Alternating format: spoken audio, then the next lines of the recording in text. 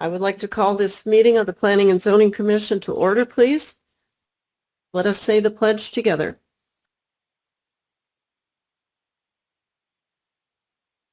Flag of the United States of America and to the republic for which it stands, one nation, under God, indivisible, with liberty and justice for all.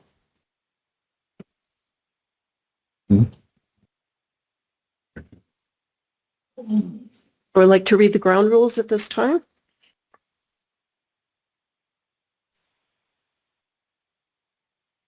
Welcome to the Planning and Zoning Commission meeting.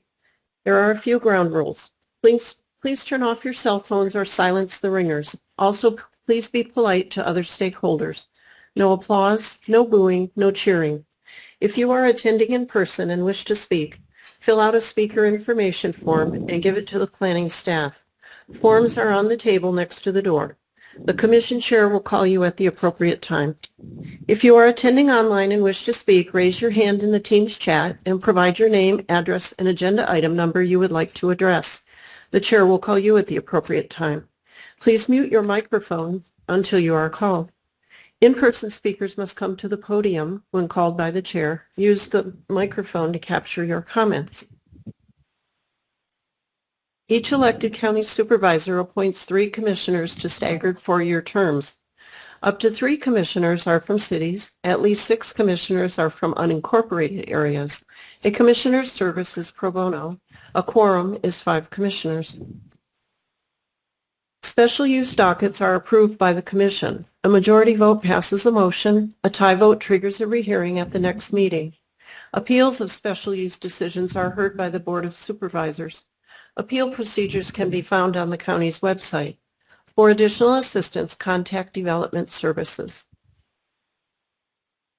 For dockets other than special use requests, they result in a recommendation forwarded by the Commission to the Board of Supervisors. A majority vote passes a motion. A tie vote fails. To voice an opinion regarding a recommendation, you may attend the Board of Supervisors public hearing. We observe the following time limits: 3 minutes for call to public, 10 minutes for applicant statements, 3 minutes for supporters or those opposed, and 5 minutes for applicant rebuttal. Thank you. At this time, I will take roll. Ms. Fickett? I'm here. Mr. Tucker? Here. Mr. Saunders? Here. Mr. Gonzalez? Present. Mr. Umbries? Here. Mr. Benedict? Here. Mr. Limbach? Present. Mr. Montgomery? I am present. Chair is obviously present. At this time, I would like to confirm with Mr. Montgomery his acceptance of the vice chair position. That will teach you to be absent. We accept that, and was able to hear it on YouTube sometime later. And I would like to explain very quickly that I do serve on a fire board in the county, Palomise, and every state board member on a fire district is required by state law to attend annual training, which happens to be in Laughlin, Nevada, not in Arizona. But that is the reason for my absence last month. I could not avoid it without risking criminal charges. Or the vice chair Or position. something like that. So I did take the least of those 2 awful. Thank you for putting me as the vice chair. I will do my best. Thank you. At this time, we need to approve last month's minutes. Does anyone have any correction or comments on those? Hearing none, all in favor of approval, please signify by saying aye. Aye. Anyone opposed? Hearing none, the minutes from last month are approved. At this time, we will go to call to public. Pursuant to ARS Section 38-431.01H, this is an opportunity for the public to comment. Individuals are invited to address the Commission on any issue within the Commission's jurisdiction. Since commissioners may not discuss items that are not specifically identified on this agenda, Commission action taken as a result of public comment will be limited to directing staff to study the matter, responding to any criticism, or scheduling the matter for further consideration and decision at a later date. I do have some speaker forms.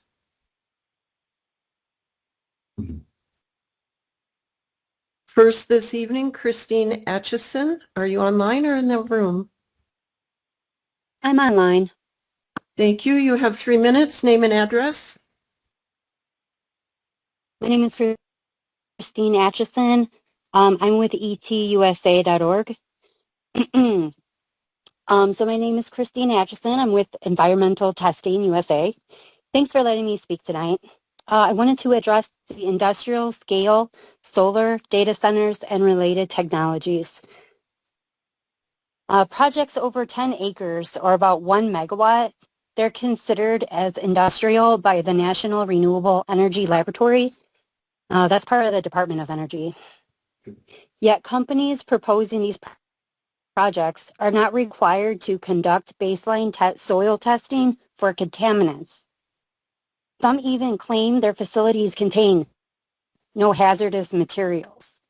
But who verifies these claims and other developmental promises companies make? Other industries are heavily regulated by the EPA and the ADEQ. Renewable developers often operate without comparable oversight, even though all industrial facilities carry inherent hazards. And these big companies are predatory. Citizens should not be forced to live next to industrial operations through special use permits. Federal law affirms our right to know when hazards are introduced through the Citizen Right to Know Act.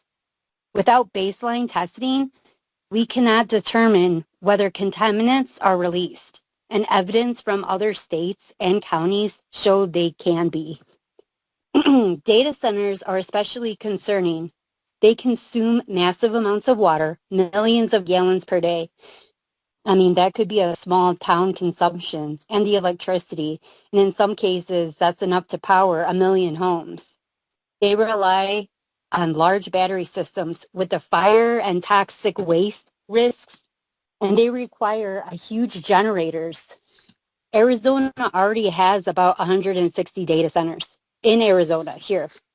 How many more do we need? And can Cochise County handle that amount of strain to our precious resources? Other states have seen electric bills double, triple after data centers come in. Many of our residents, they live paycheck to paycheck, and such increases would be devastating. Across the nation, 6 states and more than a dozen local governments have enacted moratoriums to study environmental impacts of the data centers. Is my time up? No, ma'am, not quite. Oh, I thought you did say that. But anyway, I do think that Cochise County should take that same careful approach. Moratoriums are absolutely not against the law. And because we don't have baseline testings, we really need to think about that. So I just ask, is it worth sacrificing our limited water and exposing our communities to long-term hazards for technology with a lifespan that's only 20 to 30 years? So I urge the county to prioritize health, safety, and sustainability by fully studying these impacts before approving further industrial scale projects like the data center. Thank you, Ms. Atchison. Now we have Hugh Belka. I might be saying it wrong. For the communication facility? Yeah. Okay, we're going to move you to your docket item then. Thank you. Mr. Dan Baker?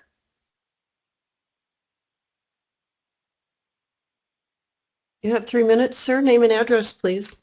Dan Baker, environmentaltestingusa.org, etusa.org. Thank you for having me, and hello, everybody. So today we just got verified that there is no data points baseline when we have 100,000 tons of lead, 200,000 tons of cadmium in our solar panels.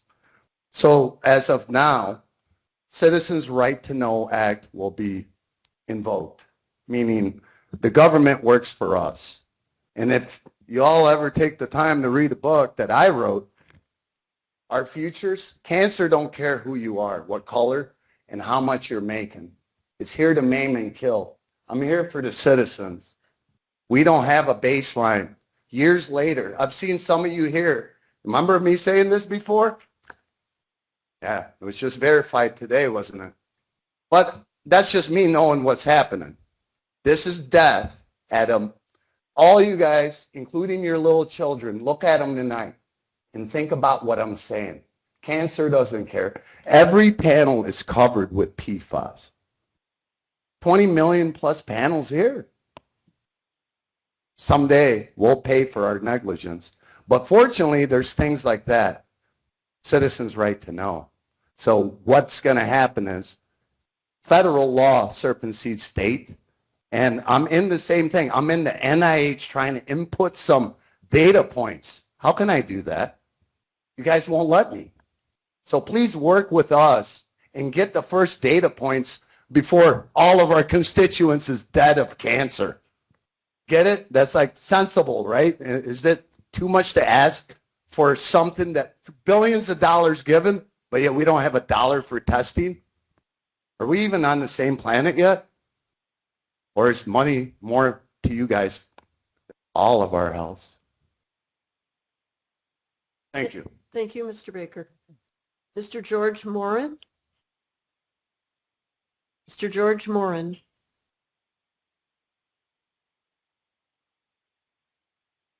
Set him aside. Allison Morris, are you online?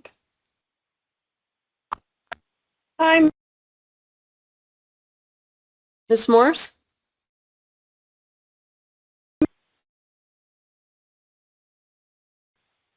here. Can you hear me? Now I can. You have 3 minutes. Okay.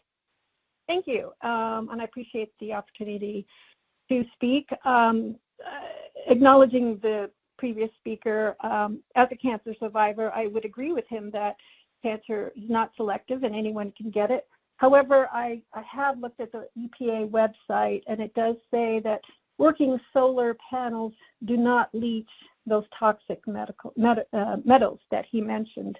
There's a bunch of them for sure, but there are silicon modules that are typically sealed with a front sheet with a polymer and back sheet. So it appeared anyway from government sources that there's minimal leaching of the solar panels. I understand as they age, there are other situations, but just to address what the former speaker mentioned.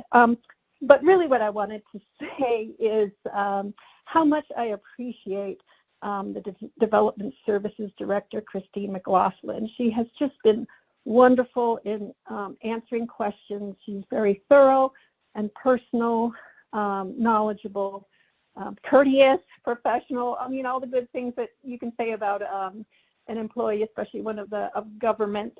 She's really been fabulous, and so really kudos to her. And I appreciate Matthew Taylor too. He's gotten back to me promptly, as has Christine McLaughlin. So I just wanted to have a shout out to them both and just express my gratitude. That's all. Thank you. Thank you, Ms. Morris, for the positive words. One last time, George Moran. Hearing none, we'll move on.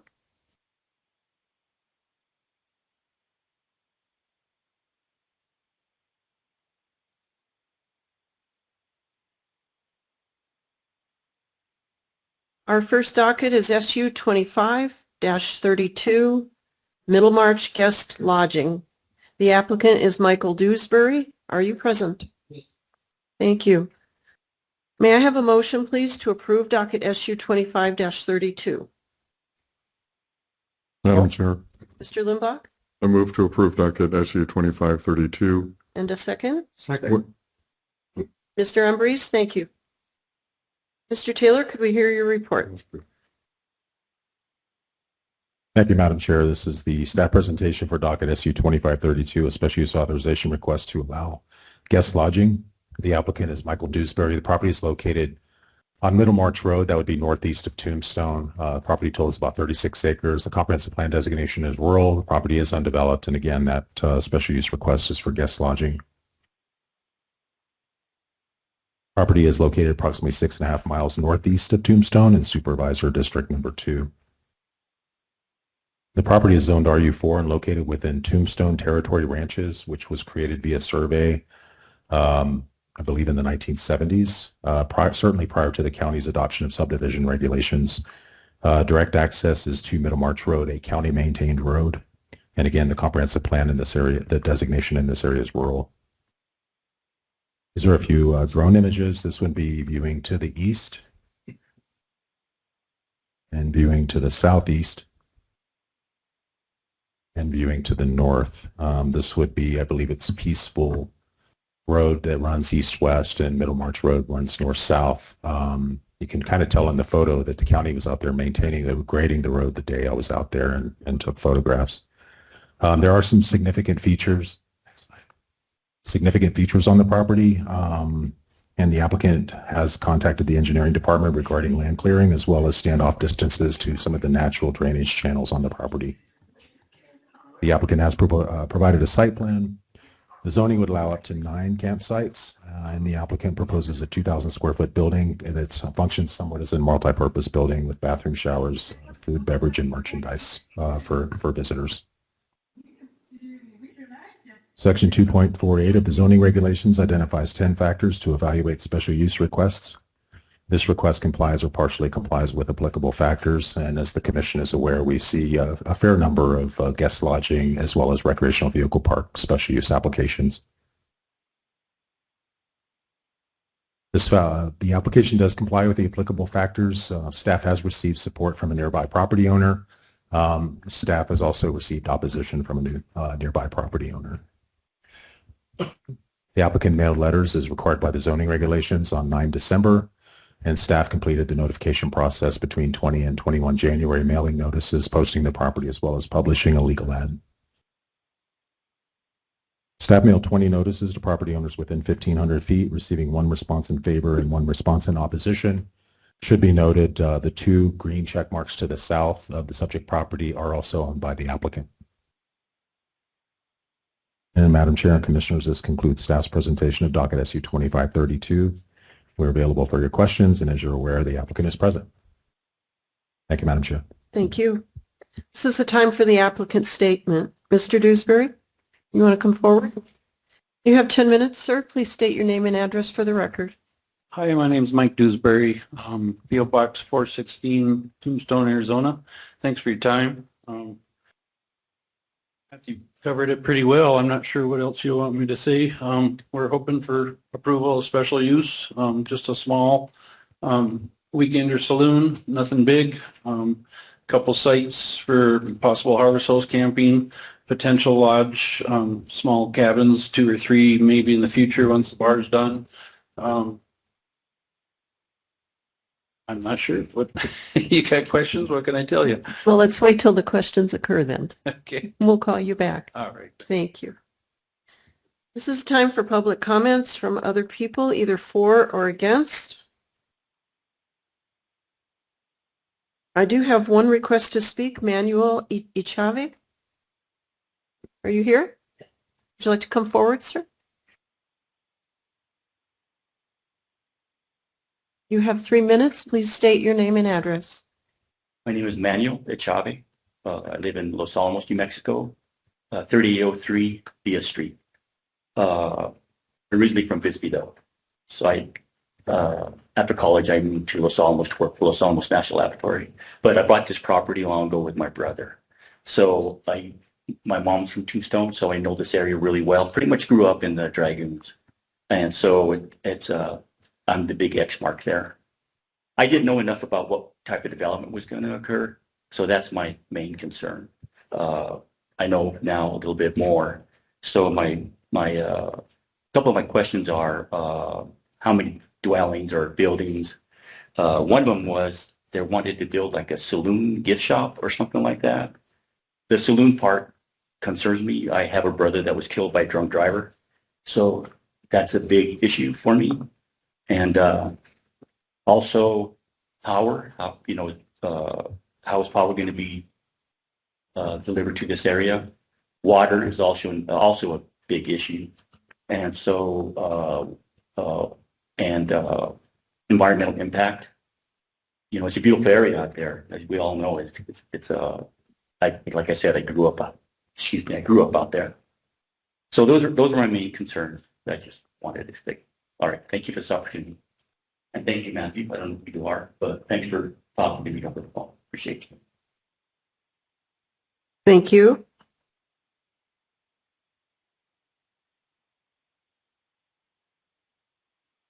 I have two other forms that came in via email. One is in support and one is a duplicate for the gentleman that just spoke. Thank you. Mr. Dewsbury, would you like to respond to anything you just heard?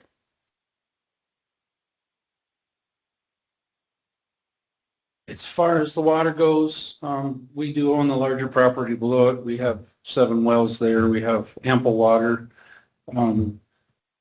We will probably haul it and have storage.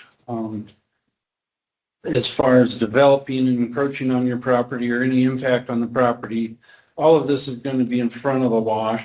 There may be a few tent campsites behind it, but we're not developing past it. It's just all going to be close to the road. And I think the other question was alcohol liability. We've been in the business for 20 years. We've done alcohol training, serve safe, all of that stuff. We also are only planning to be open like noon till sunset or last call at sunset. We have no intention of being open till 1 o'clock in the morning. That's not what we want to do. It's going to be like a sunset type of bar. As far as being more impact on the area, it's already there. The ATVs are there. I got a video on my phone just from last Wednesday of the cars that were parked at the end of Middlemarch Road and the traffic that goes back and forth. We just like to take advantage of that. I don't anticipate that we're going to cause a lot more because people are already coming out. We'd like to provide a few amenities, possible horse corral for people coming out with horse trailers that don't have campers. They could possibly stay and ride in the mountains. I guess that's it. Did I miss a question? Solar? Oh, power. It's going to be 100% solar. We just live right across the road and we got solar on our house, and the options for solar power are amazing today, so that won't be an issue either. Thank you. So the public portion is now closed. This is the time for commission discussion. Do you have any questions for the applicant or staff? I have a question. Mr. Umbres? Maintenance, is it going to be maintained regular or twice a year on the road?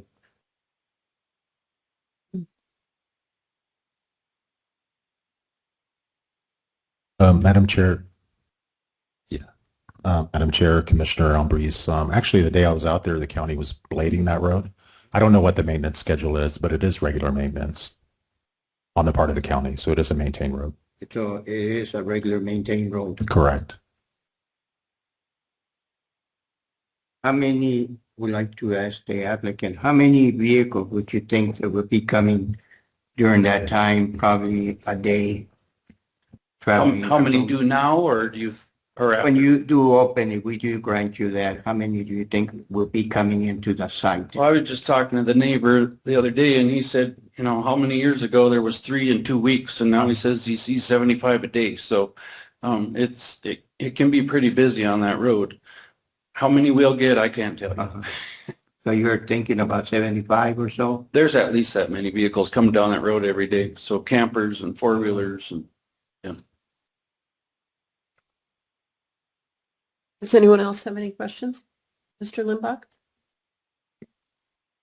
Sir, your application used the word possible as far as campsites. Can you clarify what that means? Well, there was a drawing there. There's just a small space down below. I'm not going to do power or water. There's just going to be parking spaces. If you've heard Harvest Host, that's kind of who we're thinking we're going to call in there just so that they can come to our restaurant or whatever. Coronado National Forest is right up the road, so I don't know why there'd be a lot of people camping at our place when it's so beautiful 2 miles up the road. But down below, you can see a few red dots there. We're just going to make a few cut-ins where someone can back in for the night. That would be about it. Maybe 2 or 3 potential in the future, lodging cabins, small ones, but we don't know yet. I want to focus on just putting the bar up. But it's more like probable, not possible, that you're at least going to have a few campsites. There, yes, Okay. yes. That's why I want to get special use for all of it. I just right now want to focus on building the saloon because of money and time. Anyone else? Hearing no questions, thank you. Mr. Taylor, can we get your summary and recommendation? Thank you, Madam Chair, Commissioners. Based on the factors in favor, staff recommends approval of docket SU 2532 to allow guest lodging with the following conditions. A county right-of-way permit is required to access Middlemarch Road, which is maintained by the county. Guest lodging is limited to 9 campsites, which is allowed by right under the zoning without a waiver. Quiet hours are observed from 10 p.m. to 6 a.m. 7 days per week. Guest areas shall be kept in a sanitary condition. Temporary refuse and animal waste receptacles shall be appropriately sized and designed to avoid creating an attractive nuisance for wildlife or pests. Standard conditions relative to conditions, acceptance, permitting timeframes, and modifications to an approved special use have not been altered and still apply to the application. Thank you, Madam Chair. Thank you. We do have a motion of acceptance. Is there any further discussion? We'll take the vote. Mr. Montgomery? I will vote to approve this, and I'd like to also add that we like to encourage individuals to invest their personal time, their efforts, their money, their blood and sweat and even tears to enhance their own lives, their families' lives, and to contribute to the better good of the county at large. We just heard 2 hours of discussion that this county is in serious need of money, and this is one effort to contribute to that. And so I wholeheartedly approve. Thank you. Mr. Limbach? Aye. Mr. Benedict? Aye. Mr. Umbrice? Aye. Mr. Gonzalez? Aye. Mr. Saunders? Aye. Mr. Tucker? Aye. Ms. Fickett? Aye. And the chair votes aye. It is unanimous. Congratulations. An individual disagreeing with this action has the right to appeal to the Board of Supervisors within 15 days. An application for appeal is available from the clerk at the office Monday through Friday, 8 to 5, or online at cochise.az.gov. Moving on, the next docket is SU 25-33, Palominas Communications Tower at the Single Star Ranch. Terra Consulting Group is the applicant. Is the applicant present? Thank you. Could I have a motion, please, to approve docket SU 25-33? Madam Chair, Mr. Limbach. I move to approve docket SU 25-33 with conditions recommended by staff, the factors in favor of approval constituting the findings of fact. A second, please. Second. Thank you, Mr. Embrace. Mr. Taylor, your report on this docket, please.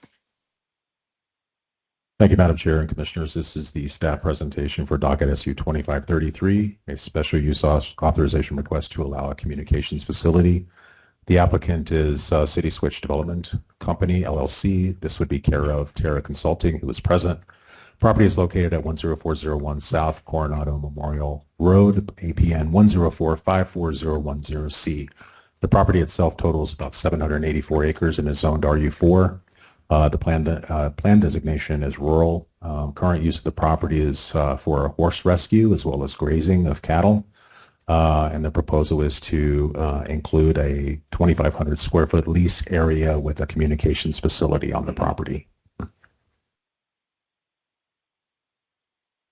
Property is located at the approximate southeast corner of Highway 92 and Coronado Memorial Road in Supervisor District Number 1. And this property is zoned RU4. The proposed tower location is along Coronado Memorial Road, approximately 470 feet south of Highway 92. Again, the lease area totals about 2,500 square feet. I believe it measures 50 by 50.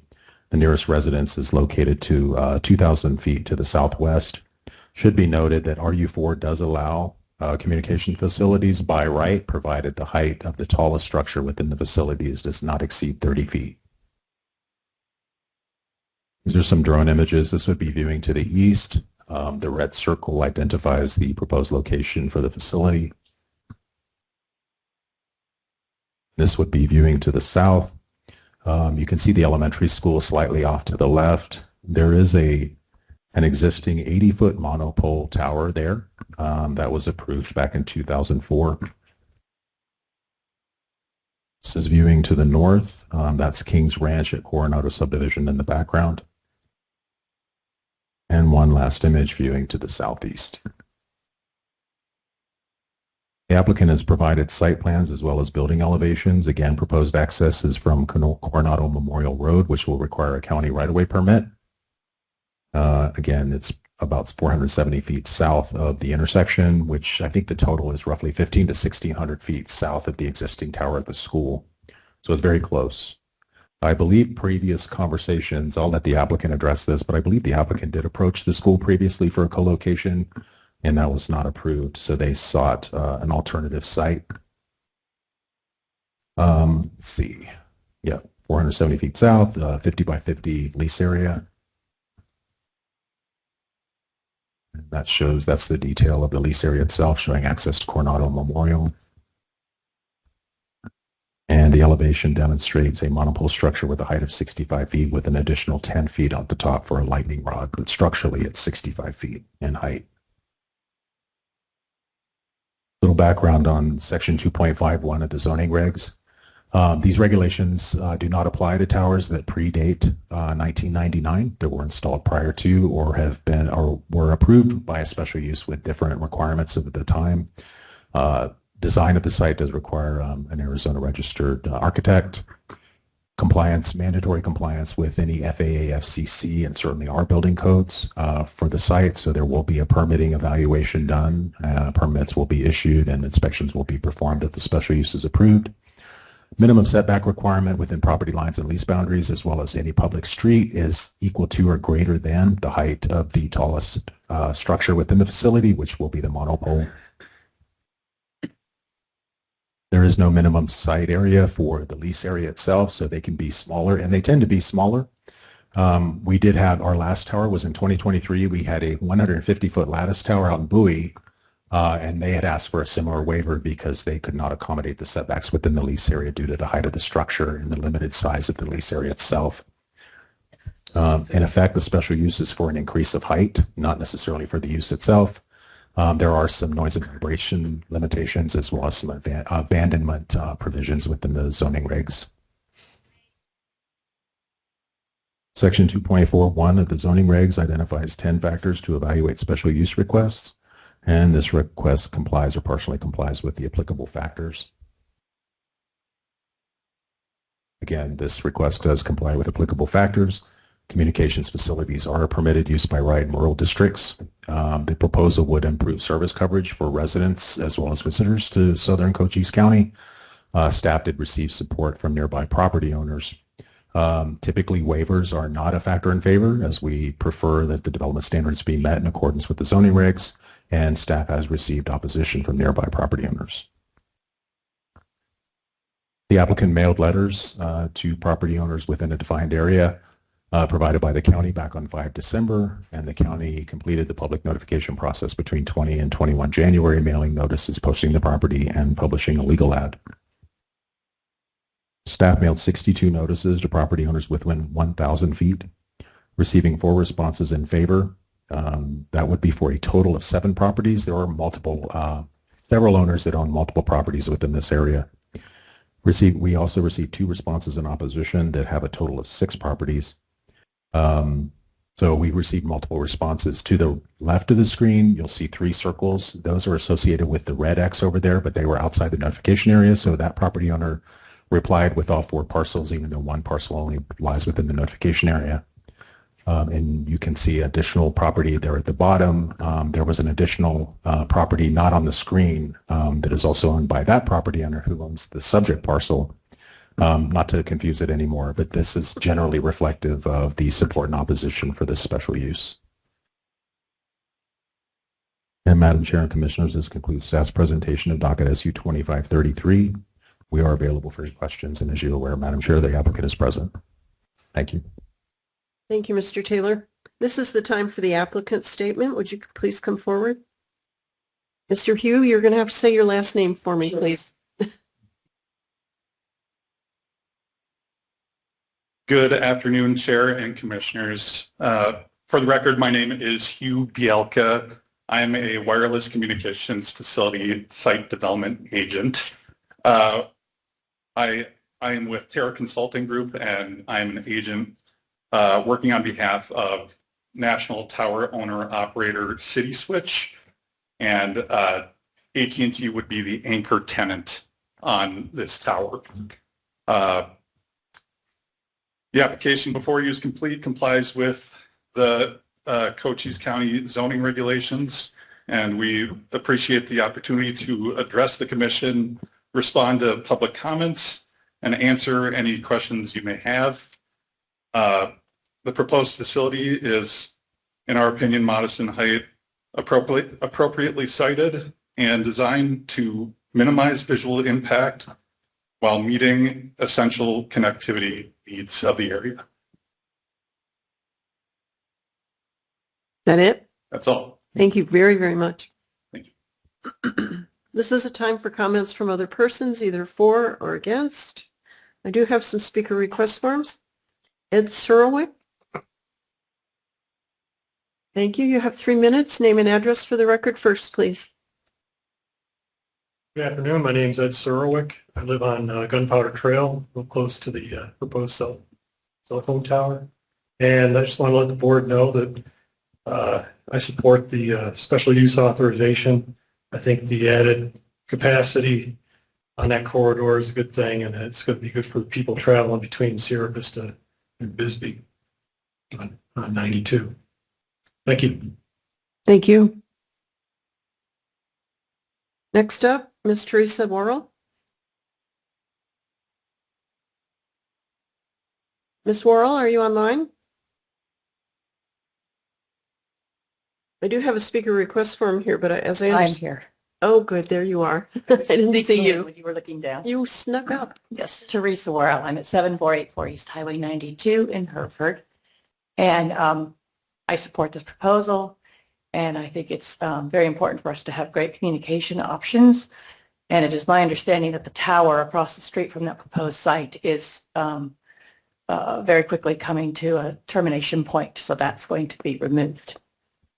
So this will help bridge that gap. That's all I have. Thank you. Thank you.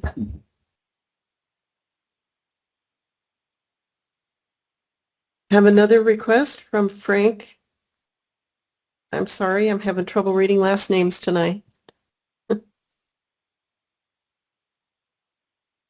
You also have 3 minutes, sir. Could you say your last name and address for me? Frank Stephen Boyce is my name. We live at the Single Star Ranch. Having the tower there is going to make a world of difference to us, and it will help everybody in the community have it be able to get the cell service and so forth spread out around the county down where we are. Because south of the ranch, the cell tower that's existing right there right now does not work. You know, you get off into a little gully and it's nothing. So it'd be good for safety and for the fire department and everybody else down there. Thank you. Thank you.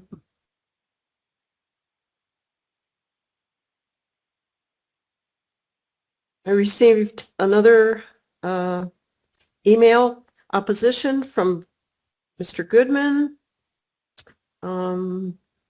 Support of request. There's no request to speak, and then another not support the request. Ms. Teresa Worrell filled out several forms. Thank you. And Ms. Winchester supports the request. And Mr. Surwick, as we've already heard from. Is there anyone else online or in the room that wishes to speak? Yes, John Truitt. Who is it, please? John Truitt, Thank you, sir. You have 3 minutes. What is your address? 7101 South Pinion. Go Hereford. ahead. I have a property there on Coronado Monument Road, And I'm in opposition because this is an eyesore. Not only is it an eyesore, but the technology is changing rapidly with satellite communications going to take over all cell phones. My prediction is within 10 years, these cell phone companies will be out of business. And then we'll be stuck with this obnoxious tower sitting there forever, just like the one at the school. It could be positioned anywhere out of sight. It doesn't have to be on the turn of the highway where everybody driving up that road is going to see the damn thing. And I'm just adamantly opposed to it, and it's unnecessary. And these arguments saying that it is necessary are on the verge of extinction or obsolescence, whichever you want to call it. So that's about the size of it. Thank you.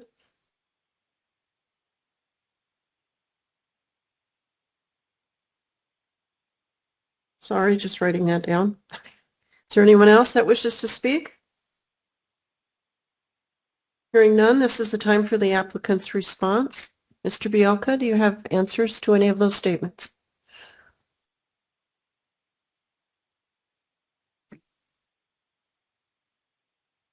We understand and respect that, nearby residents have the concerns about aesthetics, use, and perceived impacts of the tower.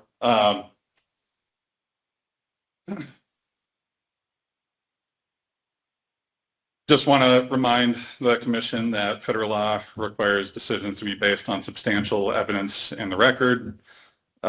Generalized concerns or preferences cannot be the sole basis for denial. That's really all I have to say. Thank you. Thank you. The public hearing is now closed. This is the time for commission questions or discussion. Anyone? Yes, I will start with that. Mr. Montgomery. Permission. Sure.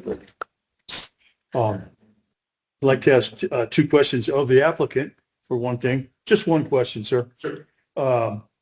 Communications tower. What kind of communications?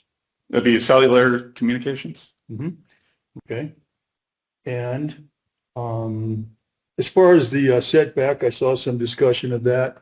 And was this a 65-foot tall tower? That's correct. And is it more than 65 feet from the road there? It is 90. The tower itself will be 90 feet from the road, and the fenced compound is set back 65 feet from the road. Mm-hmm. Very good. Of course, that is for the event that it might be knocked over or something and Correct. hurt somebody on the road. Yep. Okay. Thank you. That was my questions for you. Okay. Appreciate it. Chair Lady, could we ask one of the other folks a question, like Mr. Boyce, perhaps? It's your prerogative. Is that appropriate? Sure. Okay. Mr. Boyce, could you come up for a minute?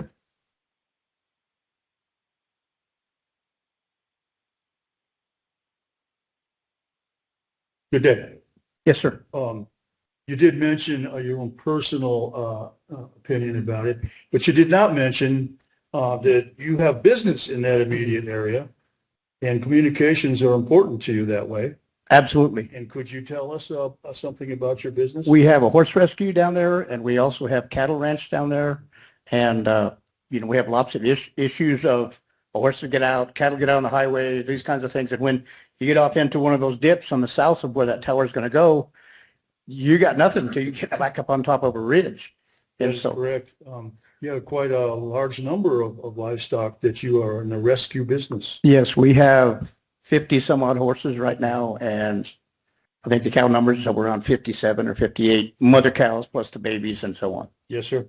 And you've been able to do some business with the Palominas Fire District regarding water tanks and other survival equipment. Absolutely. For the animals. So we're helping the community as much as we can. And communications got to be vital to that. Absolutely. And Thank we you. all know from living there, because I do live exactly there, and I could see this proposed site from the roof of my house, that communications through the decades have been sporadic or even non-existent at times. They go down in bad weather. CenturyLink served that area for quite a time, but then they just bailed out and disappeared.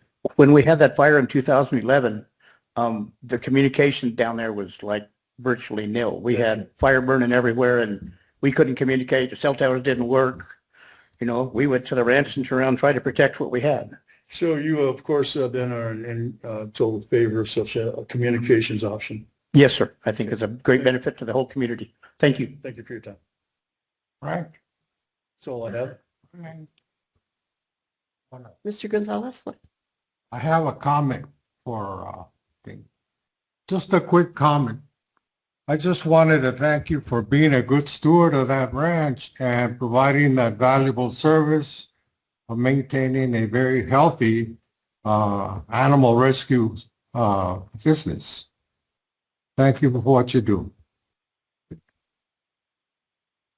Thank you. That's it. For those that are not informed, the Single Star Ranch owner, I believe, is here also. Thank you. Just to catch everybody up with what's going on here. This is a time for the planning director's summary. Mr. Taylor, please.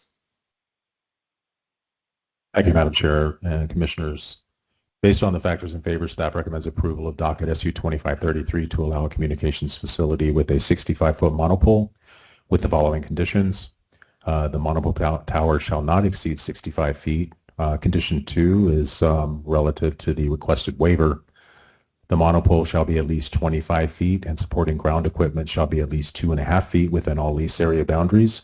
Again, that fenced compound does meet the minimum required separation from public right-of-way and property lines.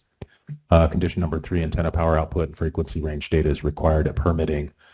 Shortly before the meeting, we did receive data from the applicant that we forwarded along to Fort Huachuca. We've not received any comments back, so we'd like to, just for the sake of, we'd like to maintain that condition for now to make sure that the fort has the information it needs. So if it needs additional information, this condition would still remain in effect. Standard conditions relative to conditions acceptance, permitting timelines, and modification to an approved special use would continue to apply to this application. Thank you, Madam Chair. Thank you, Mr. Taylor. We do have a motion to accept docket SU 25-33. I would now like to take the vote if there's no further discussion. Mr. Montgomery?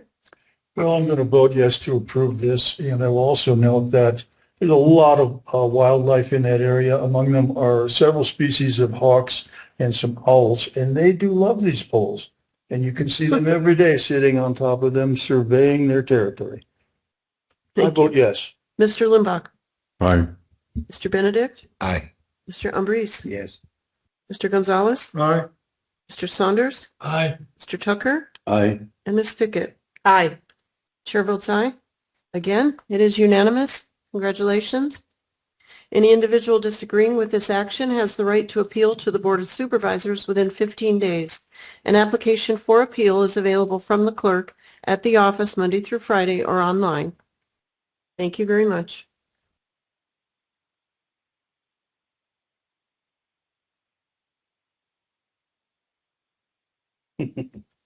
Our final item tonight is the comprehensive plan presentation.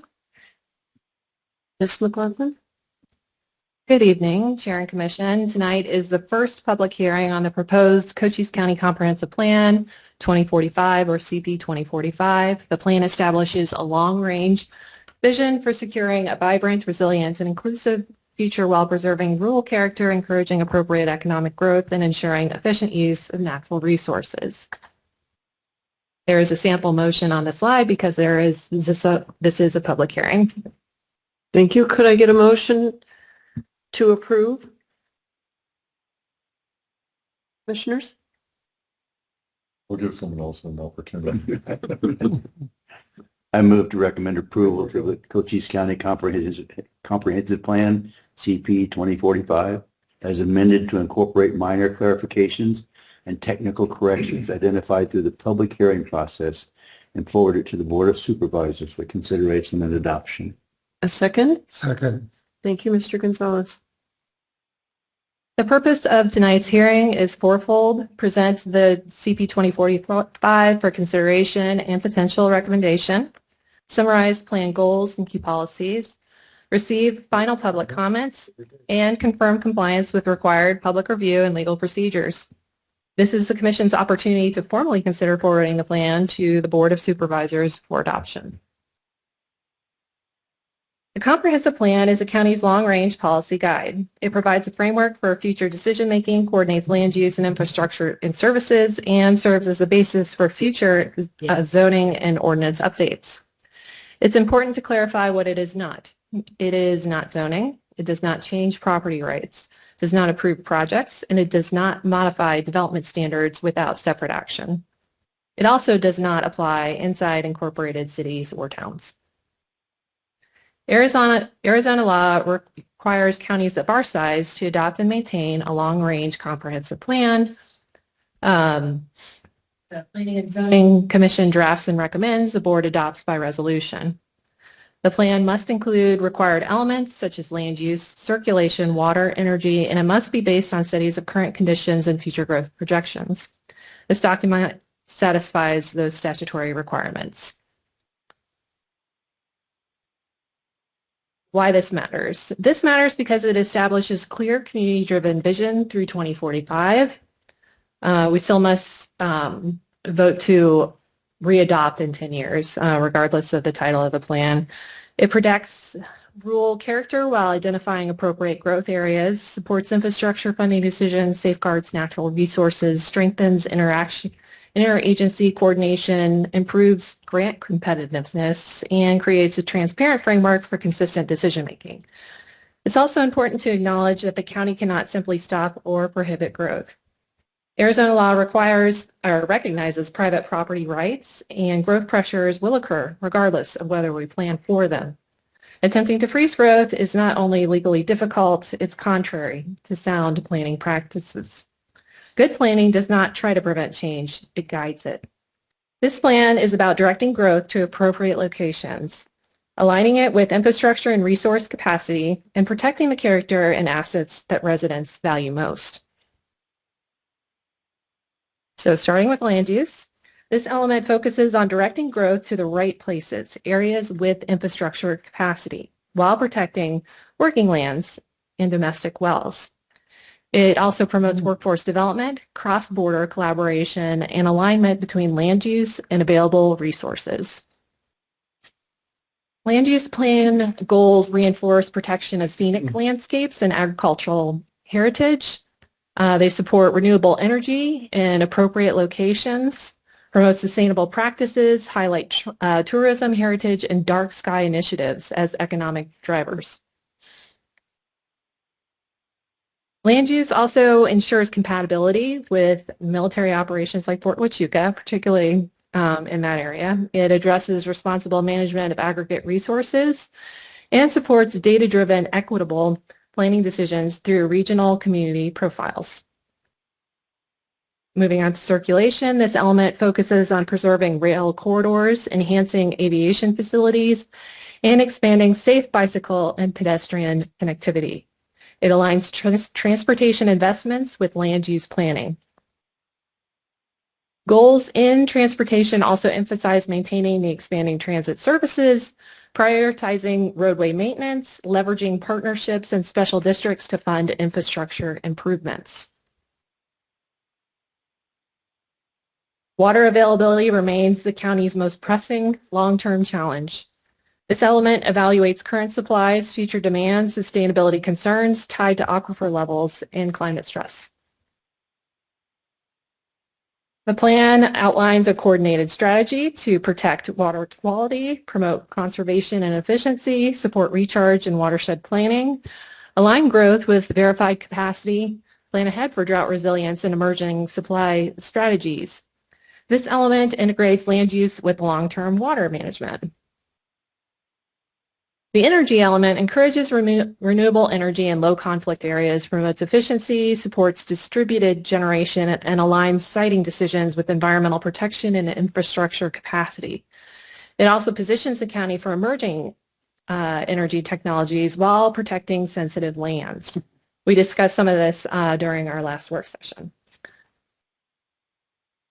It further supports when we get into the public services and facility elements, we address law enforcement, fire, EMS coordination, healthcare access, airport modernization, and long-term capital planning for public facilities.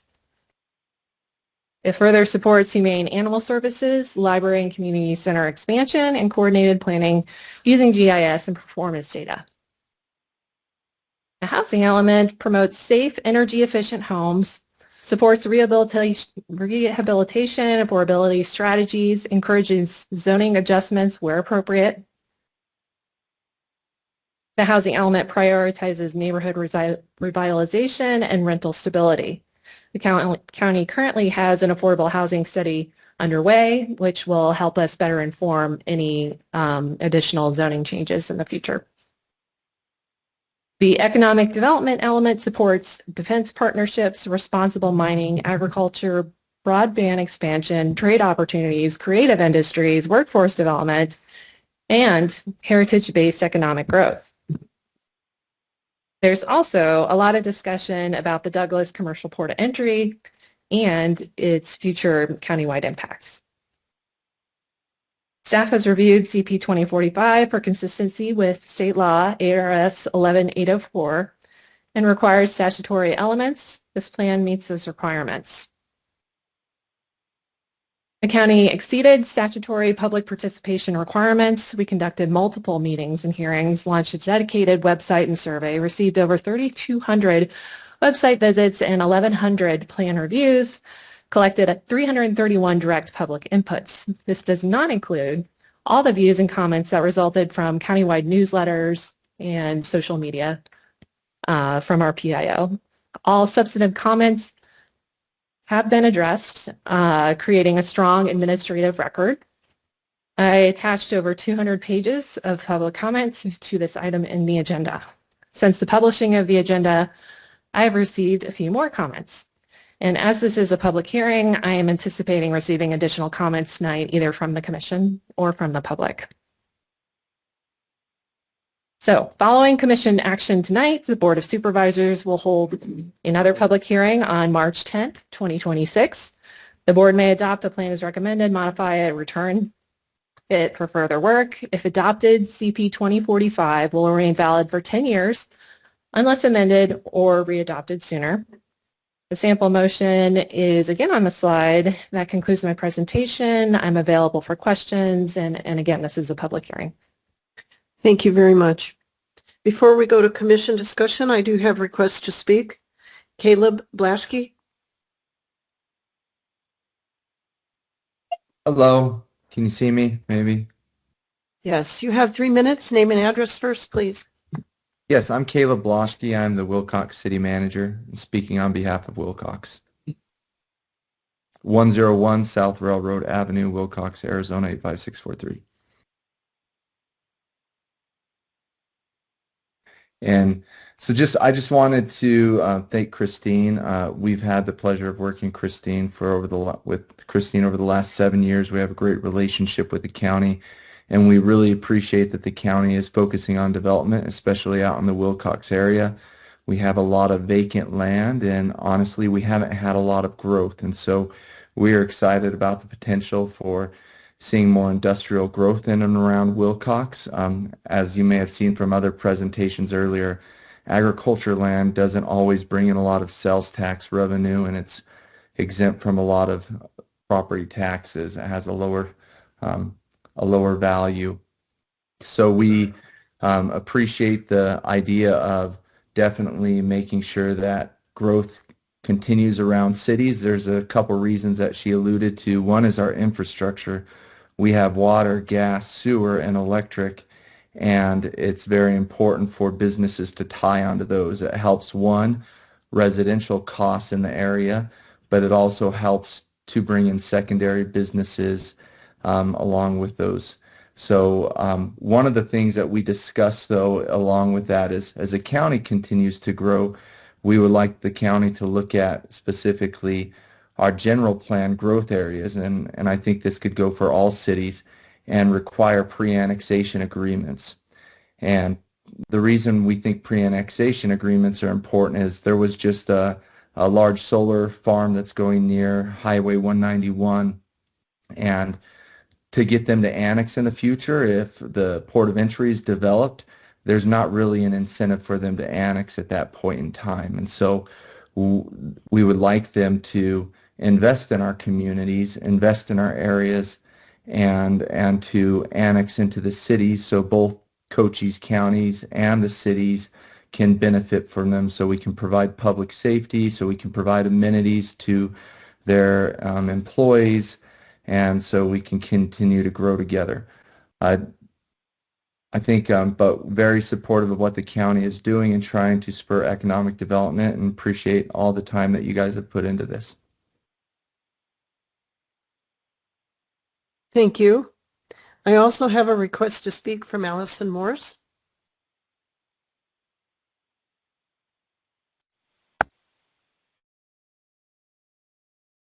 Ms. Morse, are you there?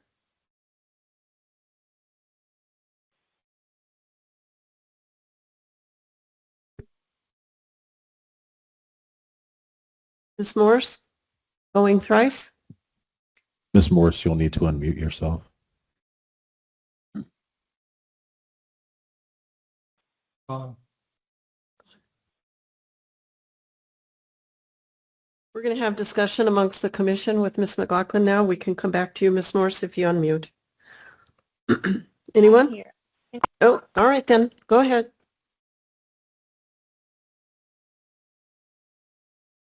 You may speak now.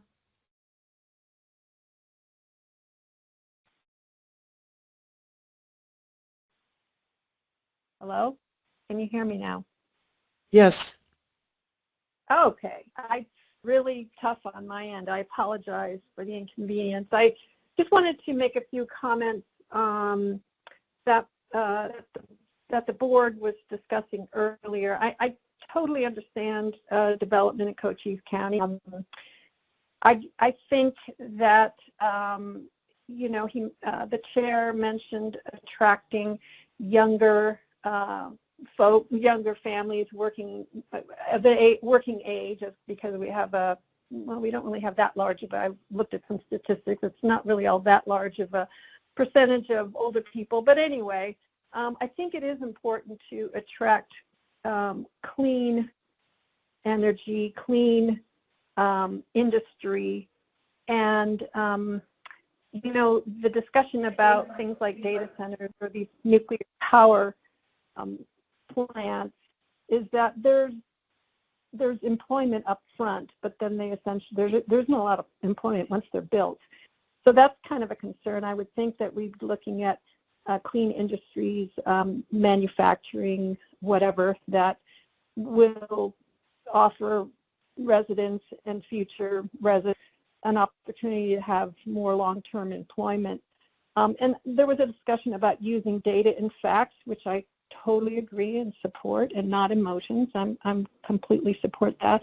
I would add too, though, that it's important not to add politics in these discussions, and try and keep it aside. I know that's difficult, but you know, globally, solar energy is increasing at a rapid rate, and even though in this country we seem to have a turn back towards fossil fuels and natural gas and whatever, it's not long term, it's not really feasible. And I do think that in a few years it's going to turn again. So this state we're in now is not a long term, and I know that that's kind of what I think we're all after, is the long term vision. And let's see, yeah, again, clean industries with minimal impact on, of course, our ever-dwindling water supply, power demands, our incredibly gorgeous landscapes and limited natural resources, and the health of residents. I mean, the aluminum processing plant in Benson is a perfectly good idea. Yeah, it's the jobs will be generated, but I do think there will be an impact on, you know, water and on local residents. And I think this all has to be taken into account when considering new industries for Cochise County. I think that's it. I appreciate the time, and thank you very much. Thank you. Is there anyone else online that wishes to address the comprehensive plan? Hearing none, I think we'll move to commission discussion. Anyone? Madam Chair, it looks like we may have one person. Somebody. Karen, did you want to speak on the plan? Yes, I had submitted a form online to speak. Go ahead, May, ma'am. may I go ahead? Thank you. Thank you. My name is Karen Fatsenpower. I'm a full-time Cochise County resident and landowner. I live on the east side of the county, north of Douglas. I want to thank Madam Chair and the rest of the Planning and Zoning Commission for serving, and also Ms. McLaughlin and her staff for the work on the plan. The comprehensive plan draft acknowledges that water is the biggest issue of concern in our county, and I don't think anyone would disagree with that. The plan goes on to say there's not much the county can do about water here because of various regulations and constraints. There is consensus that the water resource goals and policies presented in the plan are unlikely to make a significant difference in the availability of water here. And the plan's economic development priorities, which include mining and industrial agriculture, will make water problems here worse. Future plans for data centers that were also discussed today would also obviously affect our water resources, regardless of claims to the contrary. If the county is currently unable or unwilling to work on meaningful policies to address our water problems, they should hire someone who will. I'm requesting that a full-time equivalent position be established to focus specifically on water here in the county. These are very complicated issues, and they deserve someone to do research and have a data-driven approach to these problems that aren't political. If this isn't done, our quality of life, the land here, and especially economic development will all suffer, and nothing else in the plan will matter. Thank you. Thank you. Anyone else, Mr. Taylor? Is there anyone else that would like to speak to the plan?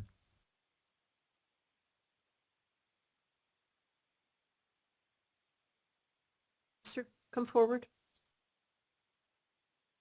Your name and address first. My name is Michael Gregory. I live in McNeil. I wasn't going to speak today, but having listened to the previous board meeting, the joint meeting, and then to some of the comments today, I'd like to make just two comments. These are things I've already mentioned to Christine in my comments on the plan. And by the way, I should agree with other people. Christine has done a great job on this. I'm a former employee of the county. I was the emergency services director for a while, wrote the first hazardous materials emergency response plan for the county. There are two things going on in the plan and in the general conversation that I'd like to address very quickly. The first is I really think the plan needs to make specific notice that this county is on the land that has been occupied for over 10,000 years by Native Americans. There was nothing in that in the draft. I think that needs to be taken care of.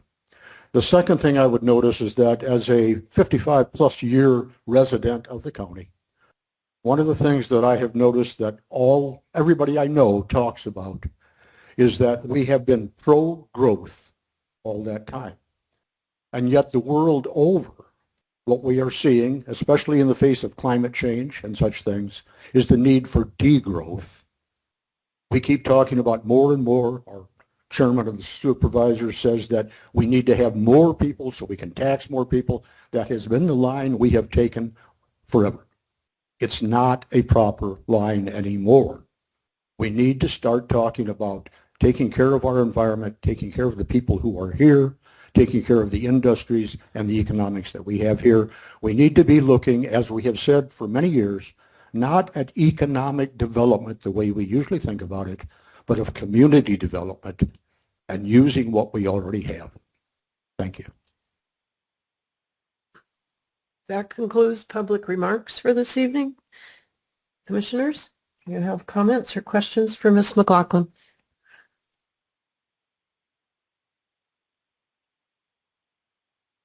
If I could, Chairwoman. Who is that, please? Over here in the corner. To your right. Oh my goodness, John. Got it. Sounded like you were just coming from heaven. No, it's okay. One of the things I wanted to speak on, I was really disturbed earlier to hear that with these solar projects, we're not required to do any testing. I'm looking at the comprehensive plan right now. One of the priorities is to safeguard natural resources. Also, if you go to the energy element page, it says we want to protect sensitive resources through coordinated review, ensure early public engagement, et cetera, et cetera. I think if it's possible in the comprehensive plan, we have to mandate testing for these solar sites. The fact that we're only testing these sites if requested to me seems completely, it goes against everything that the comprehensive plan says. And one other things too, I don't know if we can write this in here. To this gentleman's point, I think the county has a lot of resources that are already underutilized. There is this concept of adaptive reuse. And I think for some of these things like community centers, possibly look at the possibilities of adaptively reusing some of our existing resources for community development. Thank you, Mr. Benedict. Anyone else? Mr. Gonzalez? I also have been thinking a lot about our plan when we talk about energy and the future, and it seems like we talk a lot about solar. But there's alternative energy sources that are out there that I think should be incorporated into that. Nuclear and other energy technologies that might be coming on board. I think we need to open it up and not limit it to just solar. There's a lot of other things. Some of them we probably don't know anything about right now. But nuclear energy should be there as one potential area that we need to explore. That's it. Anyone else have any feedback from us? I have one comment. What's the special, wouldn't the special request for a solar field include a testing protocol there? Would that not be part of what we would do then? Within the zoning regulations, we do have the ability to request it. Within the zoning regulations, we can mandate it if that's required or if that's suggested by the commission or the board. Thank you. If I could, that's exactly what we need to see done. It has to be mandated. We can't have this system where if you request it, we need a defined frequency of this testing before, during, and at decommission.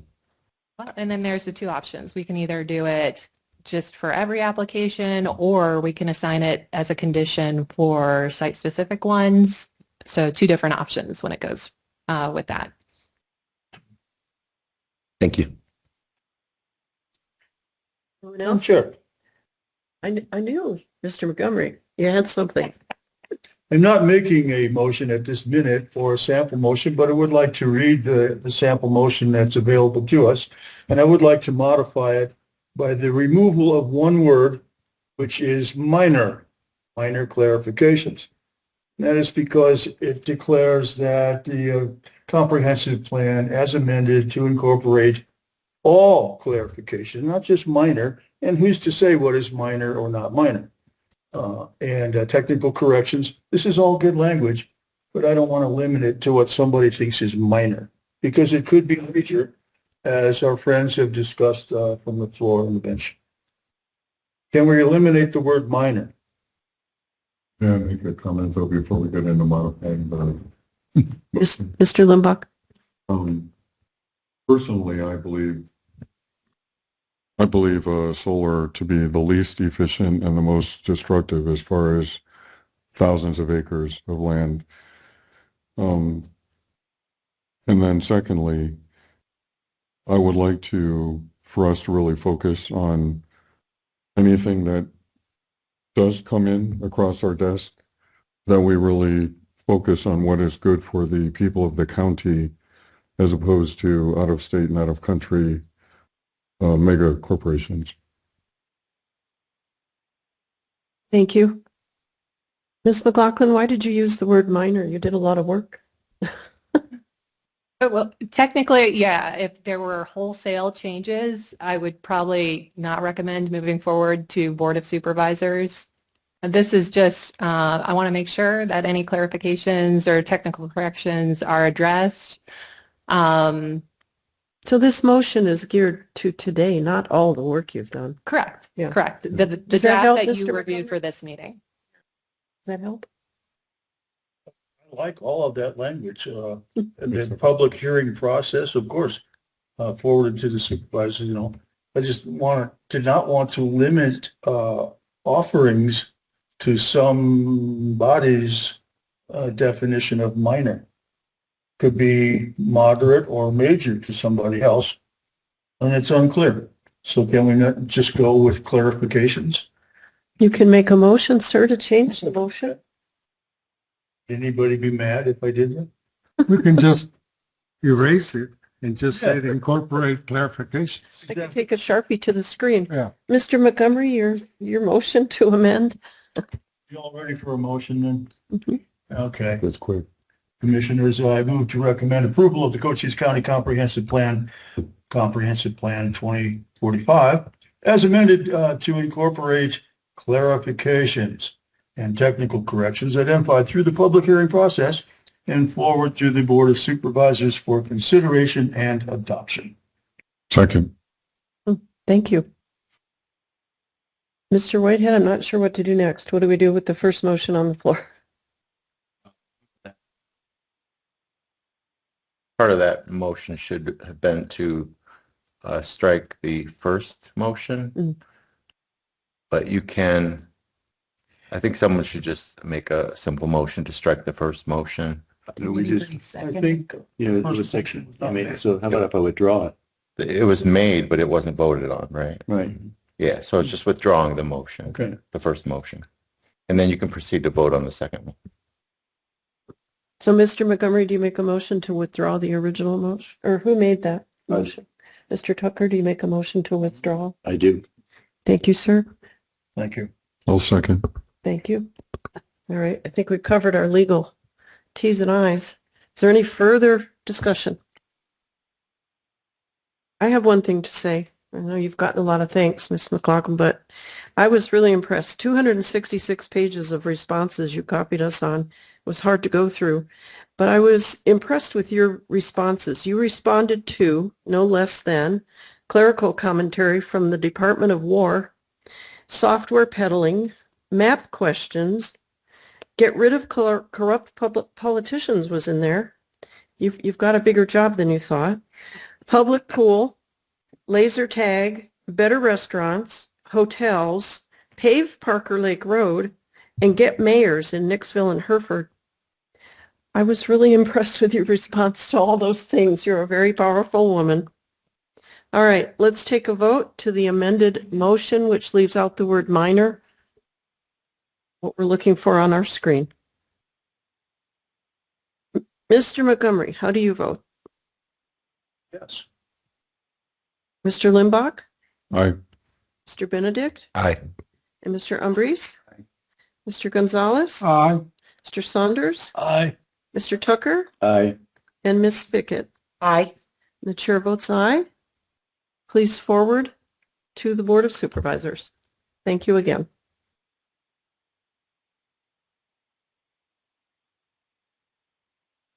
Is it time for your report? It is time for the Planning Director's report.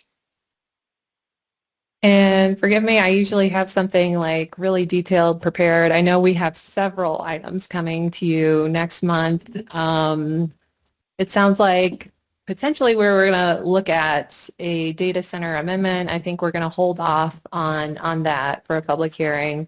We potentially have a text amendment for the staff plat amendment process.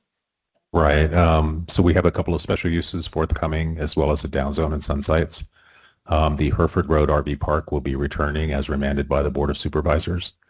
Data centers, as well as a potential text amendment authorizing county staff to review plats. I think those are the five public hearing dockets that we have. Call to commissioners. Anything for the good of the group? Hearing none, meeting adjourned.